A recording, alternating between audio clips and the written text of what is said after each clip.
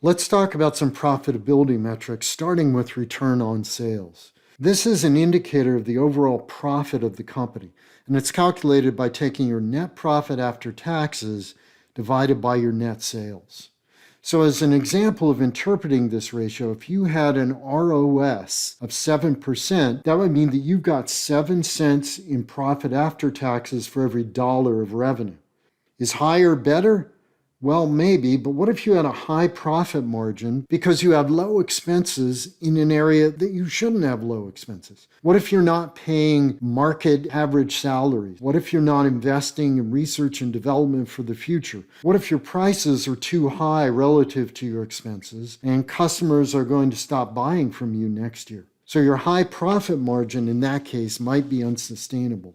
Return on assets shows how the assets of the business are generating profit, and it's calculated again as net profit after taxes, but this time divided by total assets. So as an example, if you had an ROA of 5%, it means that you're generating 5 cents in net profit after taxes for every dollar of total assets that you've got. And total assets includes cash, invested assets, capital, buildings that you might own, things like that. And generally, you want this number to be higher rather than lower. But again, is higher always better? Not necessarily. What if you're a construction company, let's say, and you're overworking your assets, your machines and your tools, but you still have a high ROA? That could actually be a problem down the road because you may have unexpected maintenance or replacement costs that come up that make having that high ROA a Pyrrhic victory. And this is a case we need to be wary too of comparing ratios across industry where they might make more or less sense. Comparing ROA between a construction company, from our example, with an insurance company wouldn't make sense. These are two very different types of businesses.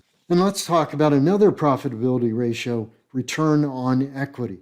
And this ratio shows how the capital contributed by the shareholders and also capital that is retained in the business as opposed to being paid out as a dividend is being used to generate profit. And this one is a pretty important metric for any company, and it's very important in the insurance industry. And it's calculated net profit after taxes divided by total shareholders' equity. So if you had an ROE of 12%, you're generating 12 cents of net profit after taxes for every dollar of total equity that the owners of the company have invested in the business and retained in the business instead of taking out as a distribution or a dividend.